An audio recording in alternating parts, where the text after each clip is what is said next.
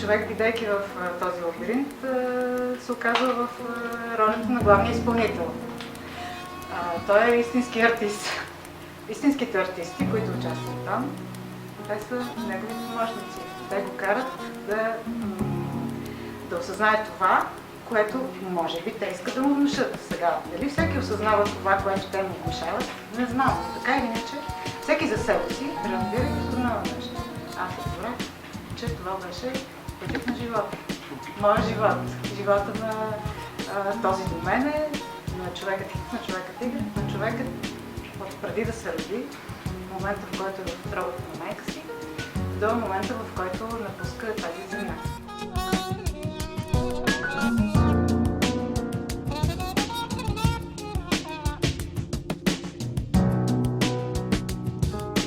Аз пак държа на това, че човека, за да общува с изкуството, трябва да се преживее. Нали, там и Аристотеловото катарзиса. Рационалното то трябва да го изключиш. Като преминавах през лабиринта, точно това се опитвах да убедя себе си, че мога да се доверя на непознат да ме изведе от там, където съм. Беше интересно. Рядко се доверявам. Да, намерих начин да се отпусна, защото човека, който ме водеше, имаше топли ръце. Това беше конкретното, което ми каза. Човек с топли ръце, мога да му повярвам. Беше нещо наистина много интересно, защото просто не очаквах, че ще има така изведнъж от тъмното изведнъж излиза нещо много сетивно, много разиграно, много интересно и действа много, как да кажа, не шокиращо, освежаващо.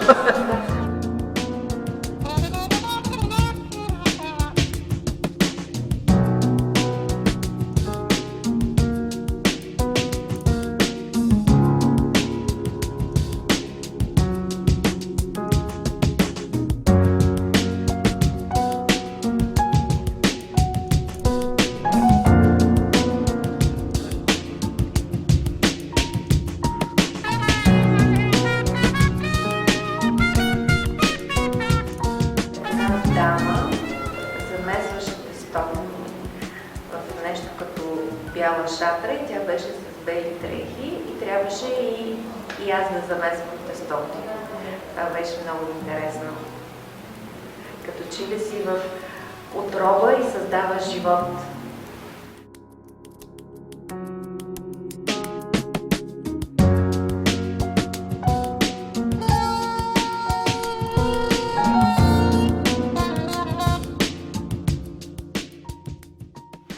Падаш в стаята, където е твоето минало. Там стои една млада жена, която мисля, че предеше или нещо такова правеше. Поглеждаш през нещо като прозорче и зад това прозорче виждаш стаята на своите родители, може би, майка ти, която те е видяла, която те е гледала.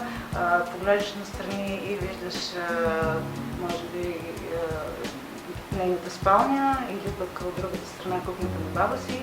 Сега не твърдя, че точно си спомням картинката, дали беше кухнята на баба ми или спалнята на майка ми ги имаше там, но в моето съзнание това е къщата на моето минало, на моите предци.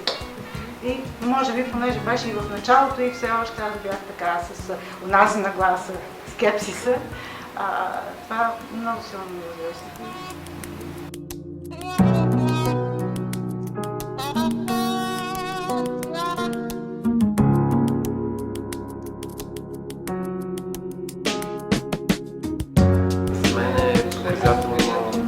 Реакцията, която се получи при дъщеря ми, защото тя още на първата минута изпита страх, изглежда така, както ми каза, и излезе от лабиринта.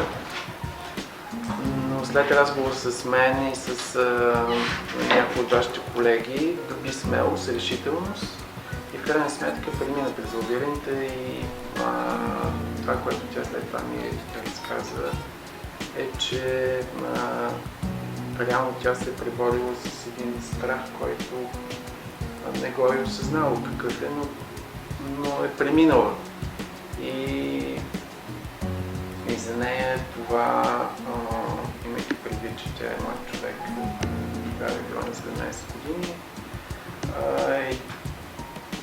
и с възпитателен, и с познавателен, и с такъв осмислящ резултат за нея такъв.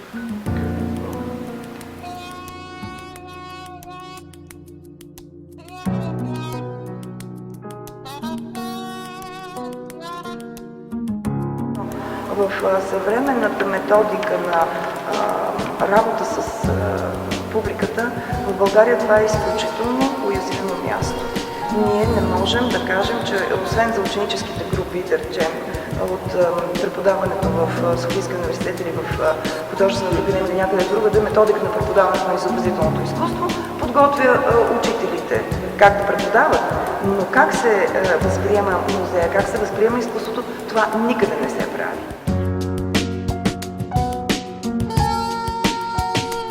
Вашия проект дава поле за размисъл относно това по какъв начин един човек, който е попаднал в ролята си на посетител в музея, хайде да се конкретизираме в нашия музей, нещо, което много хора възприемат като суха материя, като трудно за възприемане, като много формули, като много цифри. Дори точно поради тази причина, ако използваме някои от методите, които ние ви предлагате във вашия проект, бихме могли да направим предаването на познанието за нещата от науката и техниката по-приятни и по-разбираеми за посетителите.